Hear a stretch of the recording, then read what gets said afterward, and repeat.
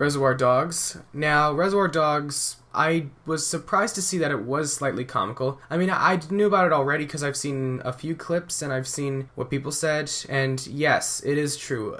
It is slightly darkly comical, but it does have its good share of dark comedy, such as, I'm not going to spoil it, but it was hard for me to find the dark comedy part of it because of, the equaling with the brutality, but surprisingly, I thought it was funny because of some of the jokes they were saying, or, like in the beginning, and then there was some little jokes in the middle. It's a comedy drama. It's a dramedy, kind of like Ally McBeal, just more darkly. Now, for those who have seen Reservoir Dogs, you're probably wondering, or saying right now, that's where you got your name from. That's where Mr. Blue got his name. No, I didn't. I went with it because that was a nickname given to me in high school. I wore a lot of blue clothes in high school. Sure, I wore blue jeans, but mostly my shirts. I wore a lot of blue shirts in high school, and that's where I got my name, Mr. Blue. Not from Reservoir Dogs, but from high school. It's true. The last dark comedy movie that I saw last night was Bad Santa. Now, Bad Santa, I was surprised to see on the dark comedy list. I remember watching it in December, loving it, laughing at it, but then when I saw it on the dark comedy movie list, I was surprised to see that it even was a dark comedy and that it was well liked.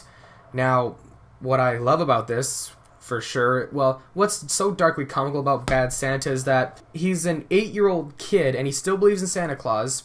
And he believes that this drunk/womanizing conman is actually the real Santa Claus. And it's funny because he uses this to take advantage of the boy. So he, literally, to maintain a low profile, he crashes into the boy's house.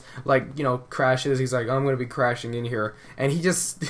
It's just so funny to see this, this profane man, hanging out with this kid. Not to mention he's a drunk Santa Claus, so if you go to a mall and you sit on his lap, he's not going to be like, hey, what would you like? He's like, what do you want? You don't expect to see a little kid sitting with a grumpy Santa. I'm sure there's plenty of guys like that in the real world, bad Santas, but personally, this movie takes the whole bad Santa persona to a whole new level, and it was extremely, extremely crude, but funny. There are other comedy films that I've rented from the library, or I requested from the library. They haven't come yet, so with that said, I will wait until they arrive, and then I can pick them up and do another haul/review.